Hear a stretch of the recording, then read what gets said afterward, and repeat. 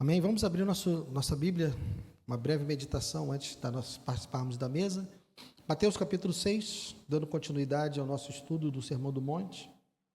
Mateus capítulo 6, dos versos 19 ao 24. Mateus capítulo 6, do 19 ao 24.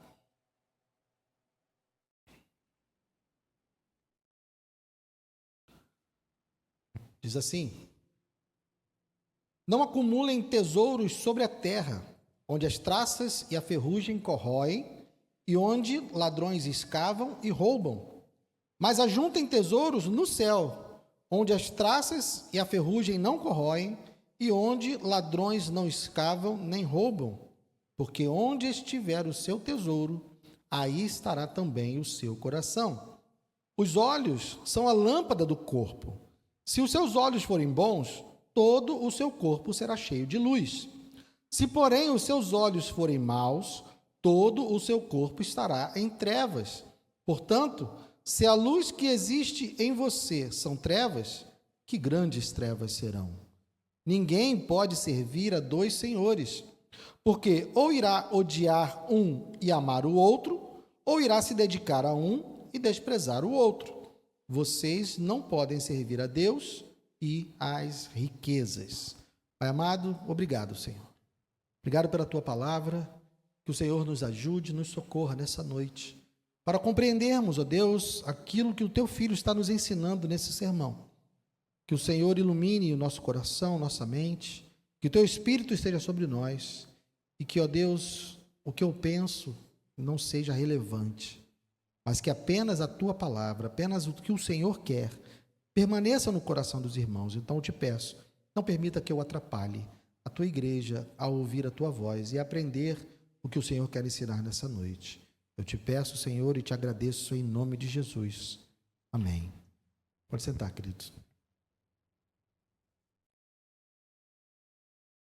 Nós estamos analisando já algumas semanas o capítulo 6, que nós vimos logo no início do capítulo 6, que esse capítulo ele é referente à vida cotidiana do cristão.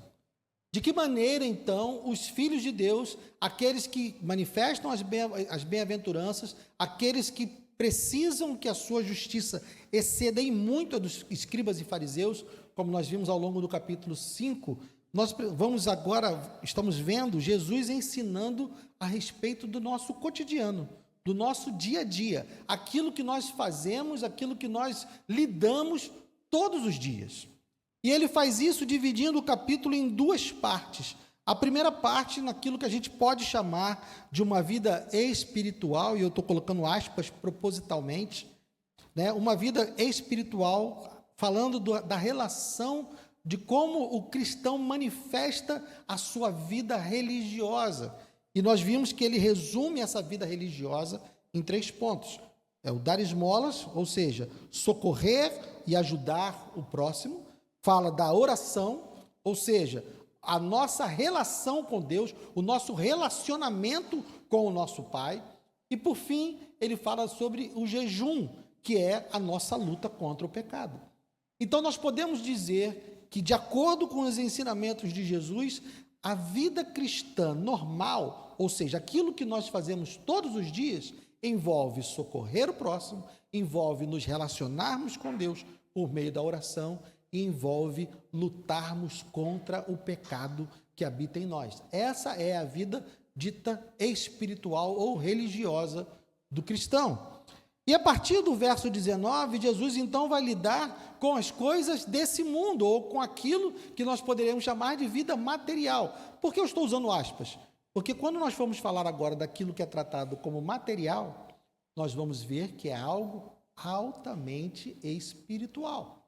A maneira como nós lidamos com o dinheiro, a maneira como nós lidamos com as coisas cotidianas desse mundo, fala muito a respeito da nossa vida espiritual.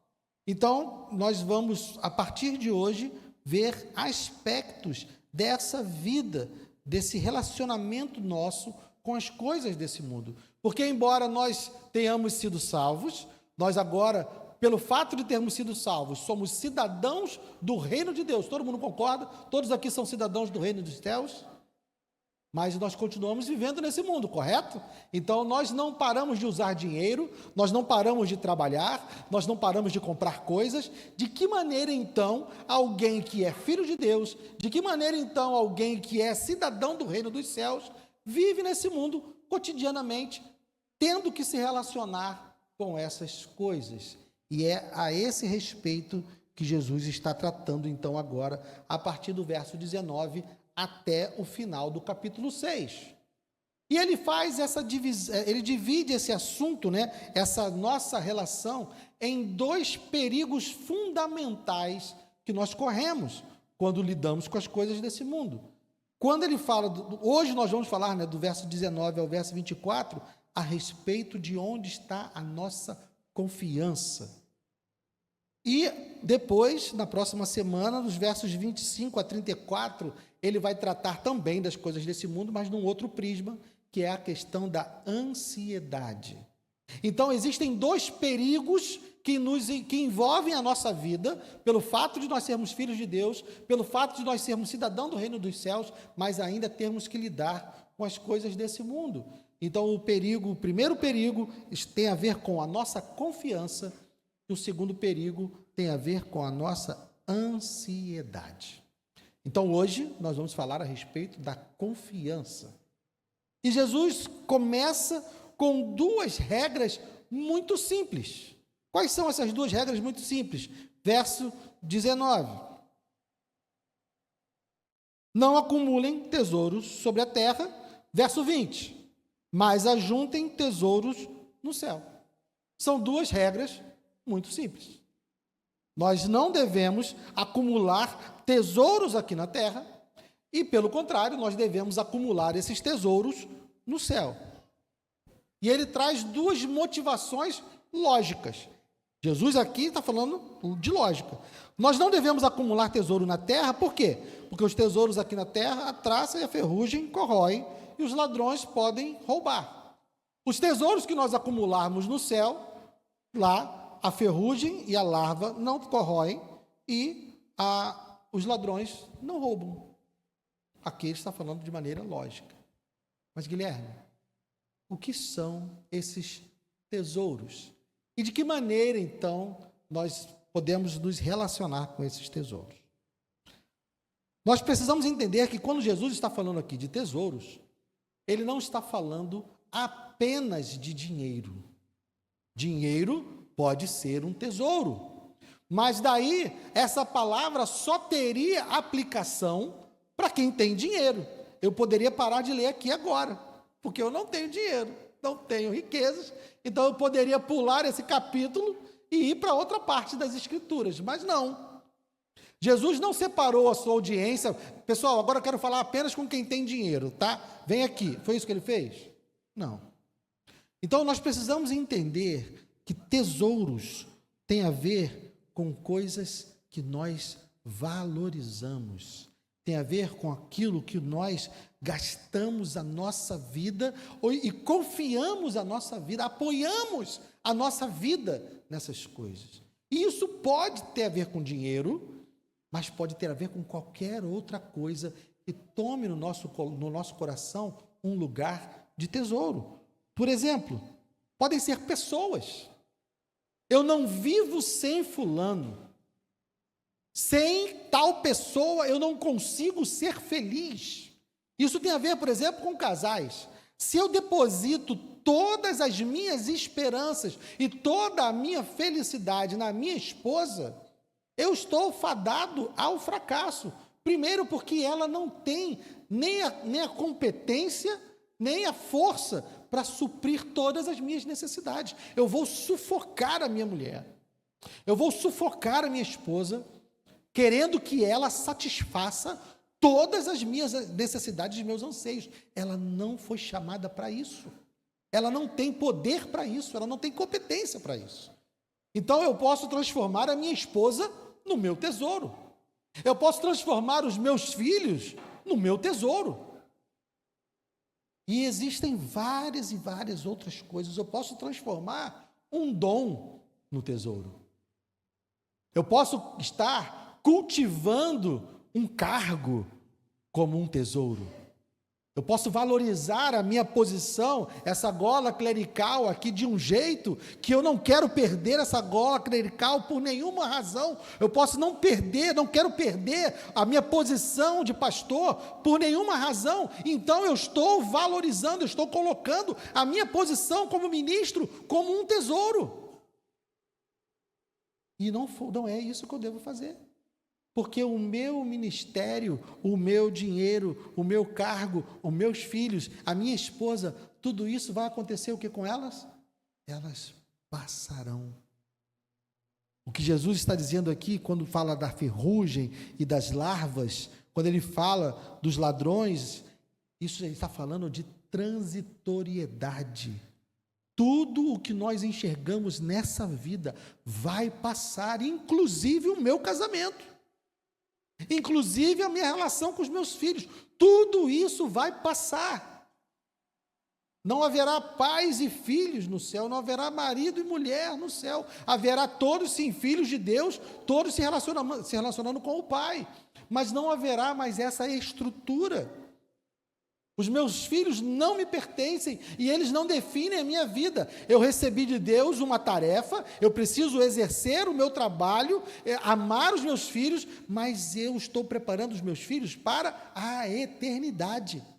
Eles não me pertencem, eles me foram confiados. Os meus dons não me pertencem, eles me foram confiados. A minha tarefa, o meu ministério não me pertence, eles me foram confiados. E aí você pode preencher isso com qualquer outra coisa, seja a sua profissão, seja a sua casa própria, seja a sua aposentadoria. Tudo isso pode se tornar o seu Deus, pode se tornar aonde você baseia a sua vida.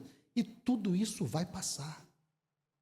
Então nós não devemos acumular esses tesouros, nós não devemos estar buscando. Quando ele fala de acumular, ele está falando de nós gastarmos a nossa energia, gastarmos o nosso tempo, gastarmos os nossos talentos todos para buscar essas coisas e para acumular essas coisas, porque essas coisas vão passar. Então nós devemos fazer o quê? Acumular, ajuntar, tesouros no céu. Mas Guilherme, então como eu faço isso? Como então eu ajunto tesouros no céu? Porque ajuntar tesouros aqui na terra a gente sabe como faz, né? Mas como é que a gente ajunta tesouros no céu? Colocando tudo aquilo que Deus te deu nessa vida a serviço do reino. Porque se nós encaramos aquilo que Deus nos deu como instrumentos para glorificar o seu nome, para exaltar o seu nome, aí nós estamos pegando as coisas que Ele nos deu nessa terra e plantando, acumulando, ajuntando lá no céu, porque nós estamos tendo essas coisas como ferramentas. Então o meu dinheiro é uma ferramenta para eu abençoar, para eu glorificar a Deus. Os meus filhos são uma tarefa, são um bem que Deus me deu nessa terra, mas que eu glorifique a Deus quando criar os meus filhos. O meu trabalho, o meu ministério, tudo o que você possa imaginar e colocar na classe de tesouro, tudo isso deve estar a serviço do reino de Deus, a serviço da glorificação e da exaltação do Senhor. Aí nós estaremos acumulando tesouros no céu. Eu não estou encarando as coisas que eu recebo nessa vida como algo que me pertence, como algo que eu devo me apegar. Eu estou olhando para as coisas dessa vida que Deus pode me dar, e seja, como eu disse, dinheiro ou não, nós sempre temos algo a nos apegar. Quando eu olho para essas coisas, para os meus dons, para os meus talentos, para os meus ministérios, para o meu tempo, para o meu dinheiro, para a minha casa, tudo isso, e eu colocar isso a serviço de Deus, entendendo que tudo isso vai passar, eu não tenho que me apegar a nada disso. Na verdade, tudo que Deus colocou nas minhas mãos, Ele colocou nas minhas mãos para que eu possa glorificar o nome dEle. E quando eu me relaciono assim com as coisas, eu estou ajuntando tesouros no céu. Percebam que eu não estou dizendo que você precisa consumir tudo isso. Ah, Guilherme, eu tenho muito dinheiro, eu ganho muito dinheiro por mês, né? Eu preciso, então, abandonar o meu emprego e parar de ganhar dinheiro. Não. Você continua lá onde Deus te colocou, porque Deus te colocou lá por uma razão. Deus está fazendo entrar esses recursos na sua vida para que você possa colocar esses recursos a serviço dEle, para abençoar pessoas. Vamos lá, abra em 1 Timóteo, avança um pouquinho. 1 Timóteo.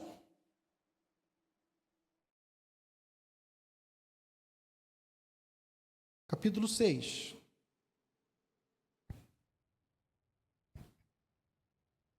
Deixe marcado aí Mateus.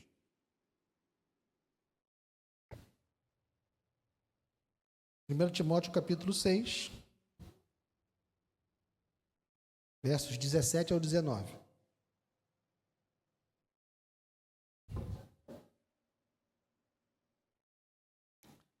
Exorte os ricos deste mundo a que não sejam orgulhosos, nem depositem a sua esperança na instabilidade da riqueza, mas em Deus, que tudo nos proporciona ricamente para o nosso prazer.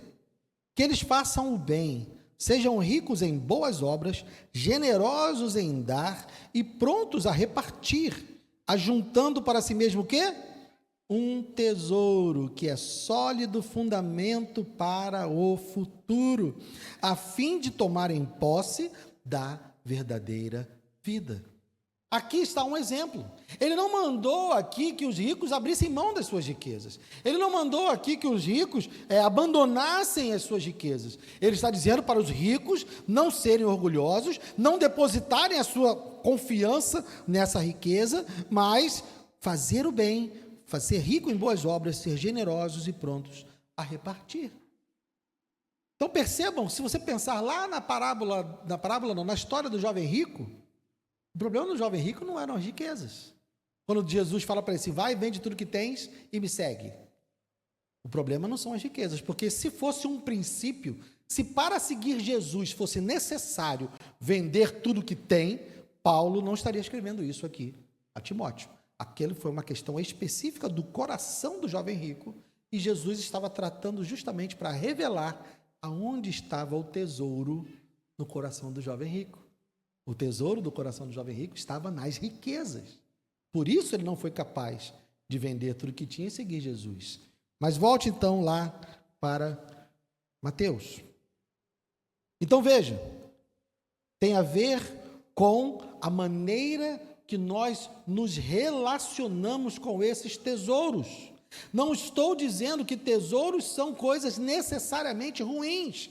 Deus nos dá tesouros. Meus filhos são tesouros? São. Minha família é um tesouro? É. Meu casamento? É. Meu trabalho? É. Meu ministério? É. Sim, são tesouros, mas o meu relacionamento com eles não é de segurá-los para mim, entendê-los que eles são meus, que estão a meu serviço. É eu pegar todas essas coisas que Deus me deu e colocá-las a serviço do reino. A partir do momento que eu coloco tudo isso a serviço do reino, que eu coloco tudo isso para a glória de Deus, para glorificar a Deus, então eu estou acumulando, ajuntando tesouros no céu.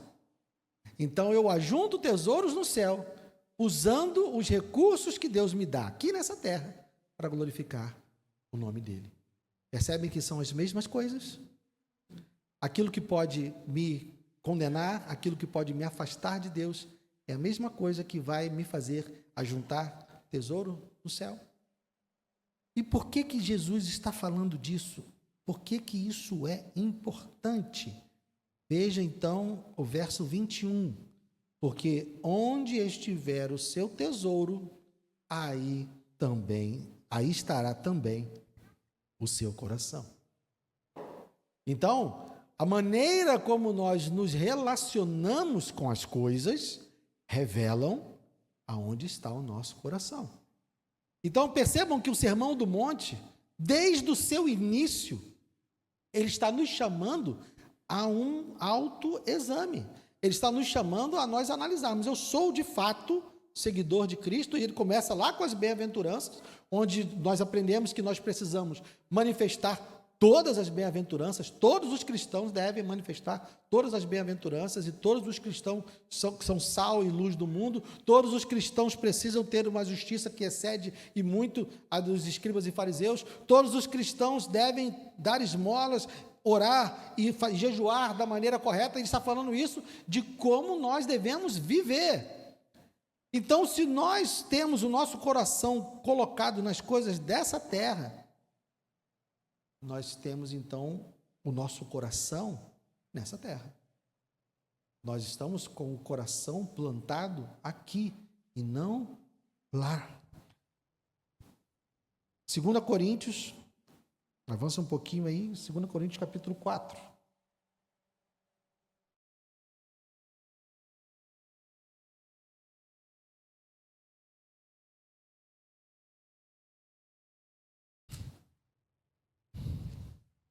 Segunda Coríntios capítulo 4, verso 18.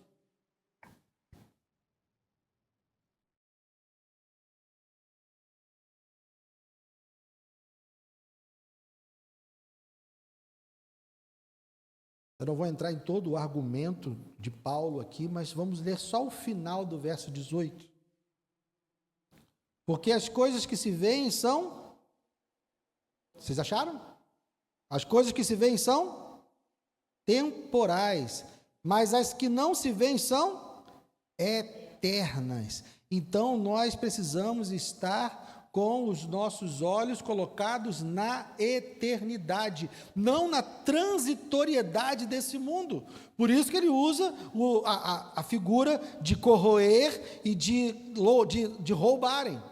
Porque as coisas desse mundo vão passar, seja pelo desgaste natural, seja porque podem ser roubadas. As coisas que nós acumulamos no céu, essas são eternas. Essas não podem ser tiradas de nós, e isso revela aonde está o nosso coração. E isso vai determinar então, e na continuidade do argumento de Jesus aqui, isso vai afetar com que lentes nós enxergamos o mundo. Porque se o meu coração está aonde está o meu tesouro, isso também vai afetar a maneira como eu enxergo o mundo. Verso 22, os olhos são a lâmpada do corpo. Se os olhos forem bons, todo o seu corpo será cheio de luz. Se, porém, os seus olhos forem maus, todo o seu corpo estará em trevas. Portanto, se a luz que existe em vocês são trevas, que grandes trevas serão. Percebam que Jesus está falando aqui sempre numa dualidade, ele está usando sempre um paradoxo, ou um contraste, melhor dizendo. A melhor palavra é contraste. Ele vai fazer um contraste com tesouros na terra, tesouros no céu. Agora ele está fazendo um contraste com olhos maus e olhos bons. E lá no final ele vai falar sobre servir a riqueza e servir a Deus. Ele está fazendo aqui dois paralelos. Então, aquele que está com o seu coração nos tesouros dessa terra é alguém que tem os seus olhos maus. Quem está com seu coração nos tesouros do céu é alguém que tem os olhos bons. E isso vai determinar toda a nossa vida. Porque se os nossos olhos forem bons, todo o seu corpo será cheio de luz. Porém, se os seus olhos forem maus, todo o seu corpo estará em trevas. Percebam, a maneira como eu enxergo as coisas desse mundo vai afetar, por exemplo, os meus relacionamentos. Se eu tenho meu foco nas coisas desse mundo, se os meus tesouros são coisas desse mundo, se eu me agarro a coisas desse mundo, eu vou defender essas coisas, custe o que custar, e isso vai afetar os meus relacionamentos. Então, quando eu me aproximar de alguém, eu vou ter relacionamentos baseados no interesse. Eu só vou me relacionar com pessoas que podem me favorecer de acordo com os tesouros que eu tenho nessa vida. Se os tesouros que eu tenho nessa vida são dinheiro, eu só vou me aproximar e me relacionar com pessoas que podem me servir a alcançar os meus objetivos. A maneira como eu vou tratar as outras pessoas vai ser determinada por isso. Se eu sou alguém que tem apego ao meu ministério, então isso pode me fazer enxergar nas outras pessoas uma ameaça. Digamos que o Adriano comece, a pregar maravilhosamente toda quarta-feira aqui. Aí o Guilherme está aqui apegado ao seu tesouro. Aí eu penso, eu tenho que mandar o Adriano lá para o Valverde. Porque se o Adriano ficar aqui, daqui a pouco as pessoas vão estar gostando mais dele do que de mim. Percebem? Como a sutileza do pecado. Percebem a sutileza de como o nosso coração pode nos enganar e nos levar a contaminar toda a nossa vida? Então, se os tesouros dessa terra forem coisas dessa vida, e eu digo de novo, qualquer coisa, se o seu tesouro é o seu filho, e o seu filho faz algo na escola, você não vai contra o seu filho, você vai contra o professor, você vai contra a escola, porque ele está ameaçando o seu tesouro, e você está impedindo o seu tesouro de ser educado, de ser corrigido. E você pode ampliar essa visão para toda e qualquer área da sua vida. Onde o seu tesouro estiver, o seu coração estará. E isso vai afetar os seus olhos e a maneira como você enxerga o mundo e as pessoas. Então, se tudo que você tem é para servir ao reino, se todas as coisas que Deus colocou na sua vida, inclusive os seus dons, é para servir ao reino, então você vai se relacionar com as pessoas de maneira a exaltar a Deus, e nada vai te preocupar. Quando eu ver o Adriano despontando, quando eu ver o Adriano crescendo no ministério, eu vou ficar feliz, porque eu vou olhar para o reino e vou dizer, Deus está preparando um novo ministro. E eu não tenho com o que me preocupar, porque se um dia eu deixar de ser pastor aqui, eu sei que estarei fazendo a vontade de Deus em qualquer outro lugar, em qualquer outra posição. Eu não tenho apego a essas coisas. Isso afeta toda a nossa vida. Por isso que Jesus está dizendo, nós temos que ter cuidado, porque se o nosso coração estiver contaminado, lá nos versos 19 e 20 a 21, nossos olhos estarão afetados e isso vai contaminar todos os nossos relacionamentos. Então, para termos olhos bons, nós precisamos estar ajuntando tesouros nos céus. Porque se nós estivermos ajuntando tesouros nessa terra, nossos olhos serão maus. E nós vamos olhar para tudo e para todos de maneira distorcida. E vamos nos relacionar de maneira errada e pecaminosa com todas as questões e com todas as pessoas. Então, ele prossegue. 24, ninguém pode servir a dois senhores, porque ou irá odiar um e amar o outro, ou irá se dedicar a um e desprezar o outro. Vocês não podem servir a Deus e às riquezas, ou aos seus tesouros. Não há. E aqui Jesus vai falar do ápice. Ele começa falando das coisas que afetam o coração e mostra como o coração afeta os nossos olhos e como os olhos afetam toda a nossa vida. E aí isso vai chegar num ponto onde nós seremos então ou a favor de Deus ou contra Deus. Porque percebam, tanto uma coisa quanto a outra exige a totalidade do nosso coração. Ambos os lados requerem tudo. Se o meu coração estiver nas coisas desse mundo, se os meus tesouros forem coisas desse mundo, se a minha intenção é acumular tesouros nessa terra, isso vai exigir de mim totalidade das minhas energias, totalidade da minha devoção, totalidade dos meus propósitos, tudo vai estar voltado para isso. Já viram como as pessoas buscam as coisas nesse mundo? E aí tem um ditado que eu detesto, que diz assim, trabalhe enquanto eles dormem, não tem um negócio desse? Enquanto eles descansam, você está... Gente, isso é horrível, gente. Isso é terrível.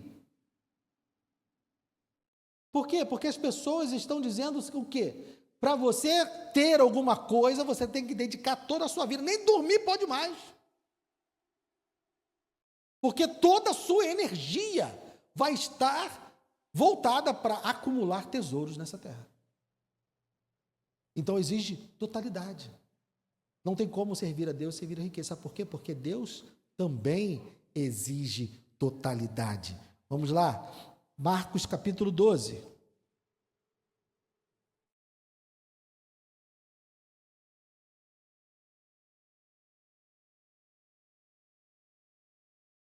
verso 30. Marcos 12, verso 30.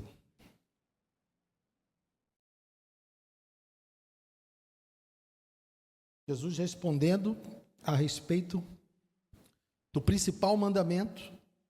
E o que ele diz no verso 30? Ame o Senhor, seu Deus, como? De todo o seu coração, de toda a sua alma, de todo o seu entendimento e com toda a sua força. Deus exige totalidade. Deus exige que as nossas energias, que os nossos investimentos, que o nosso tempo, que a nossa força, que os nossos dons, tudo nosso esteja voltado para Ele, por amor a Ele. É assim que nós expressamos o nosso amor a Deus, devotando todo o nosso coração a Ele. Ou seja, tudo aquilo que Ele nos der nessa terra não vai tomar o nosso coração, porque tudo aquilo que Ele nos der nessa terra estará a serviço dEle, estará para a glorificação dEle. E isso então vai me liberar para poder fazer o segundo mandamento. O segundo é: ame o seu próximo como você ama a si mesmo. Lembra que eu falei dos olhos? Se eu não amar a Deus sobre todas as coisas, eu estarei amando os tesouros dessa terra. Se eu estiver amando os tesouros dessa terra, eu não vou amar o meu próximo, porque eu vou enxergar no meu próximo ou uma utilidade ou uma ameaça. Eu não estou me relacionando por amor. Ou eu vou trazê-lo para perto de mim por interesse, ou eu vou atacá-lo por entender que ele é uma ameaça. Então, a única maneira de eu amar o meu próximo como eu amo a mim mesmo é se eu amar a Deus sobre todas as coisas, se eu estiver ajuntando tesouros no céu. E Ele está nos dizendo que é impossível fazer as duas coisas. Nós precisamos buscar quem de fato nós estamos amando. Nós precisamos agora fazer uma análise do nosso coração, investigar o que nós estamos de fato amando, porque é muito fácil, meus queridos, nós depositarmos o nosso coração nessas coisas, porque, como eu disse, Jesus está falando aqui do nosso dia a dia, Jesus está falando aqui do cotidiano. Nós passamos muito mais tempo fora daqui do que aqui, e eu já falei isso várias vezes. Sermos cristãos aqui é fácil. Amarmos a Deus e termos o nosso coração totalmente devotado a Deus aqui é fácil. Levantar as mãos num cântico, fechar os olhos e chorar e ficar alegre e declarar todo o amor a Deus é fácil.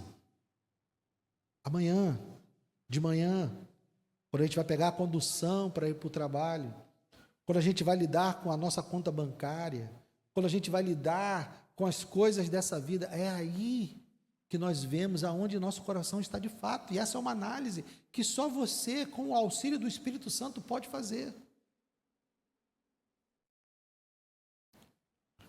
A quem nós vamos servir de fato? Tem uma historinha que eu vi no livro, eu achei muito legal, eu vou contar para vocês. Dessa vez eu sei de quem é a historinha que eu li no livro do Martin Lloyd Jones. Ele conta a história de um homem que estava com a família e ele decidiu adorar a Deus de uma maneira especial. Ele tinha um boi reprodutor, e aí esse boi reprodutor dá à luz a 2 filhotes. E ele fica muito feliz, porque deu à luz a 2 filhotes, e ele diz, então chega em casa e diz: meu bem, o boi deu 2 filhotes maravilhosos, fortes, ele é um reprodutor bom, só que eu já decidi que vamos dedicar um desses bois ao Senhor. Vamos criar os 2, vamos alimentar os 2 da mesma forma, vamos criar os 2, e no momento da venda, nós vamos vender e vamos ficar com o dinheiro. O outro boi, a gente vai vender e vamos dedicar o dinheiro ao Senhor, vamos entregar para a obra de Deus. E a mulher dele perguntou: tá, mas qual dos 2? Era um branco e um vermelho. Aí a mulher perguntou: tá, mas qual dos 2? Ele: não importa, vamos criar os 2 da mesma forma. E na hora que chega de vender, a gente escolhe qual é. Tá bom. Aí passou um tempo, uns 2, 3 meses, aí entra o marido triste em casa. Aí a mulher pergunta: o que foi, meu querido? Aí ele: o boi que a gente ia dar para Deus morreu. Mas ele não tinha escolhido qual era o boi. Só que quando morreu, aí ele escolheu.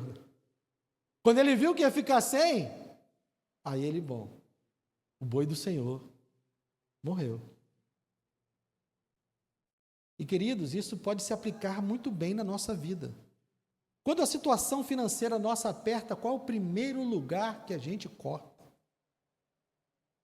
Quando falta tempo na nossa vida, qual o primeiro lugar que a gente corta? Quem é que morre? É sempre o boi de Deus. E eu não estou dizendo isso só para você, não, estou dizendo isso para mim também, tá? Por quê? Porque é nesses momentos que a gente vê, de fato, e Deus meio que esfrega na nossa cara, onde é que o nosso coração está. Porque, como eu disse, Deus não precisa do nosso dinheiro. Deus não precisa de mim. Deus não precisa de você.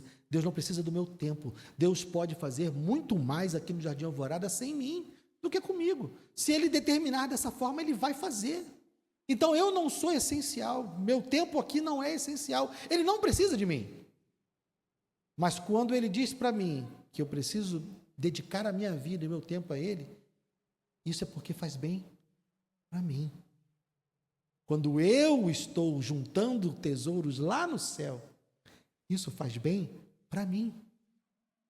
Então, quando eu sacrifico diante de Deus aquilo que era para dar a Ele, na primeira coisa que falta, eu estou simplesmente dizendo para Deus, e Deus está mostrando, porque Ele já sabia disso. Ele está mostrando, Guilherme, está vendo? O seu coração não está aqui. O seu coração não está comigo. Porque o primeiro boi que morre é sempre o de Deus. Então, faça uma análise da sua vida. E não é uma análise para condenação. Porque quando estamos diante da mesa, e Paulo diz, né, que cada um deve examinar a si mesmo. Esse não é um exame para nós vermos se a nossa vida está perfeita. E quando a palavra de Deus nos exorta com chamados como esse, com necessidade de investigação, e são investigações incômodas, são investigações ruins, porque provavelmente, quando a gente analisa a nossa vida, nós chegamos à conclusão de quê? Que nós estamos em falta. Mas Deus faz isso para nos corrigir, para nos elevar. Ele está nos dando a oportunidade de nós mudarmos e nos corrigirmos a partir daqui. Então, o autoexame não é para condenação. O autoexame ao qual o Senhor nos chama é para que nós possamos ter clareza daquilo que nós precisamos mudar. Então, para participarmos da mesa, nós não precisamos, até porque seria impossível, se fosse necessário que nós fizéssemos um autoexame e víssemos, não, minha vida está perfeita, então eu posso participar da mesa. Aí, meu querido, a gente já estaria pecando aí, porque aquele que diz que não peca é mentiroso. Se fosse necessário uma perfeição, nós não teríamos, então, a necessidade de Jesus morrer. O exame que nós precisamos fazer é: em que momento, em que pé está a minha vida com Deus? No que eu preciso melhorar? E nós nos arrependermos, porque quando nós fazemos esse autoexame e constatamos em nós falhas, e no caso de hoje, se nós estamos constatando que o nosso coração não está nos tesouros ajuntados no céu, se você chegar a essa conclusão, só arrependa-se, confesse isso diante de Deus e recomece e participe da mesa. Como eu disse, nenhum autoexame que Deus manda nós fazermos é para nossa condenação. Porque se Ele quisesse nos condenar, era simplesmente nos deixar soltos aí. A gente ia continuar vivendo a nossa vida do jeito que a gente quisesse, e quando chegasse lá no final, Ele ia falar assim, ó, condenado. Então, quando Deus nos exorta com a sua palavra, Ele faz isso porque Ele nos ama. Ele tem em nós um projeto de nós sermos aperfeiçoados por meio da palavra. Amém? Vamos participar da mesa. Vamos nos preparar. Os homens podem vir. Senhor, obrigado. Obrigado por essa palavra, ó Deus, pelos ensinamentos do Teu Filho a respeito de como nos relacionarmos com as coisas desse mundo, Pai. Que o Teu Espírito complete aquilo que eu não fui capaz de falar. Que o Teu Espírito esclareça aquilo onde eu fui confuso na hora de passar. Mas, ó Deus, não permita e não deixe que o Teu povo saia daqui nessa noite sem ouvir a Tua palavra e sem, ó Deus, buscar o aperfeiçoamento que o Senhor propõe quando nos diz para examinarmos o nosso coração. Obrigado, Senhor. Nós Te louvamos e Te agradecemos. Senhor, também colocamos diante de Ti esses elementos, ó Deus, que o Senhor nos deixou como um memorial, para sermos lembrados, ó Deus, daquilo que o Senhor fez por nós. Sermos lembrados que somos pecadores, sim. Lembrados, ó Deus, que precisamos ser perdoados, precisamos ser salvos, mas que o Senhor providenciou na cruz do Calvário tudo o que é necessário para que nós pudéssemos ter um relacionamento contigo. E o Senhor nos convidou a participarmos dessa mesa, dessa comunhão. Obrigado, Senhor. Abençoa esses elementos. Que ao participarmos, ó Deus, desse momento, nós possamos renovar as nossas alianças contigo. Possamos, ó Deus, declarar o nosso arrependimento diante de pecados que a Tua palavra possa ter iluminado nessa noite. E que nós firmemos um compromisso contigo de buscarmos cada dia sermos melhores para Ti e uns para com os outros. Muito obrigado, Senhor, em nome de Jesus. Amém. Pode servir, queridos.